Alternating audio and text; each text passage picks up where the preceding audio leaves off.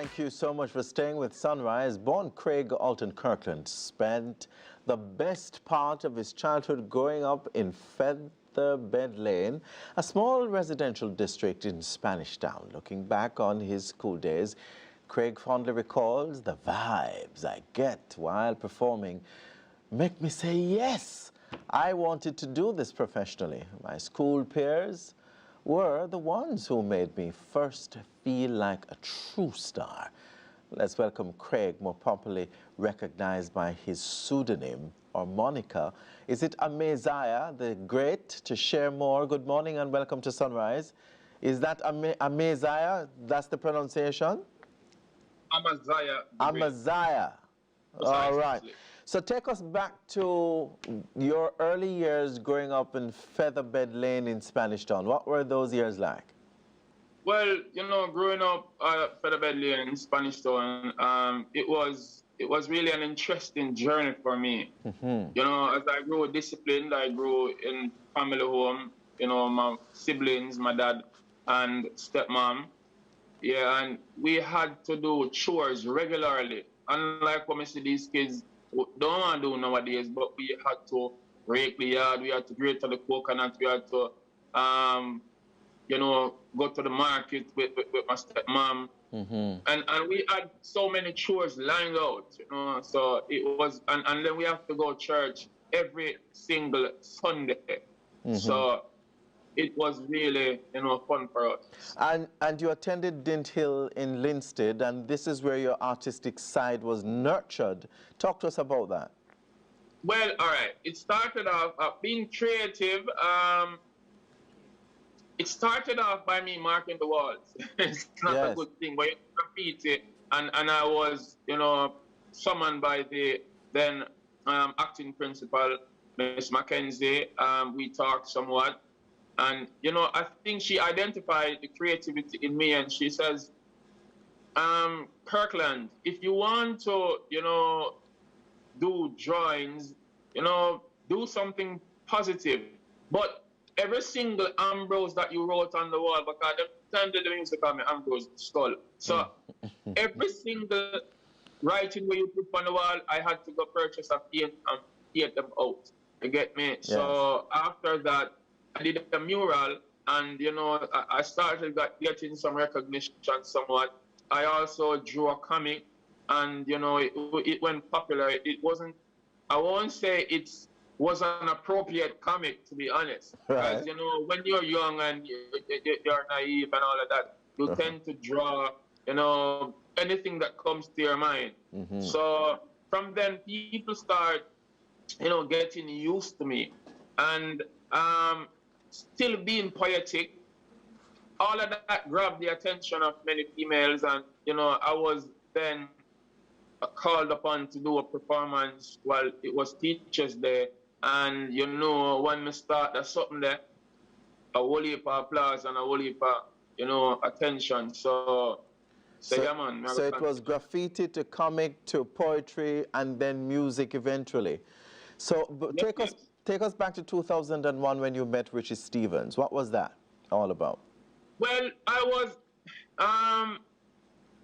the late Christine Hewitt was the person who we did a role with. We were by the Hilton Hotel in New Kingston. I don't remember what the event, Steven Seagal, I think, came to Jamaica. So Richie Stevens was there, Bankulus was there, and, you know, them time I had my hair grow. So they were saying, like, me have the image of, they were debating on Bounty Killer and Buju Banton. Yes. You get what I say? So that was a debate. You get me? And, you know, Carly in the dance queen was also there, and she said, you know, I saw you and thought you was Bounty Killer. And I go like this, yeah, that's what they all say. Yeah, man. And so he encouraged you to change the name from Ambrose Skull to... Ambrose Skull to, he said, be something great, you get me? And another friend of mine was suggesting the same thing too, because they're always saying, yo, when I like that Ambrose Skull, something there. So, you know, I was reading the Bible one day, and I realized that Amaziyah was a king. and I like that name. So I kind of spell it different because when I saw that name, I see the word amazing. Yeah. Yeah, and I see I myself when I see Yahweh, Right. the amazing one created by the Most High. So that's basically my definition, to be honest. Absolutely. And so you got involved in filmmaking in 2002. So it's from one thing to the next, and you've been exploring these areas. Talk to us about that. Because the thing is, being creative, and me residing in the ghetto, Spanish Town Girls, Praises content. From Featherbed Lane to Praises content. Them time when I got involved in filmmaking, I was around cameras, Ever Ready, Everton Top. He was a person who he saw creativity and the talent in me, even just allow me to say, yo, the studio is there, feel free to do what you want as it relates to, do your designs on computer, because he wasn't so computer techy at the time either. So as a young youth who did and started off doing music video, I learned a little bit from Michael Kerr. During that time, I wanted to go more. You get me, I said, because always try to change up my voice, like, oh, you hear Curly Locks, them from Pin Up Pigs, them. I always tried that something when I was younger. Now, being able to access these facilities, this equipment, the first short film I did was Get a Visit. Yeah. Me and some friends of mine in the same Praises content community, Barbara Blake Hannah from the Reggae Festival, was hosting that event, and we had to prepare a film, a short 5-minute film within 24 hours. So, yes, we took on that task, and it was successful, and we got honorary awards. And since then, Peter Gittins from the UK, a film archivist, he and Barbara and Rick Elgood, they always, try to motivate me. And since then, after that, it was another year where I got the Digital Award. After that, it was Northern Caribbean University, Lignum Vitae Fest. I got Best Director, Best Script. So I never stopped doing short films. Then, and talking about short films, I have to big up my sister, Trudy Kirkland, aka Quality. She motivated me to do a short film, like within 3 days and complete it. Like write the script, get the characters. It's called Easter Bun, and it was uploaded last night on YouTube, so people can see the latest work from Amaziyah the Great. Because 2016, when I did My Name is Pam, which is a very inspiring one, I might be able to do that as a poem later on in the show.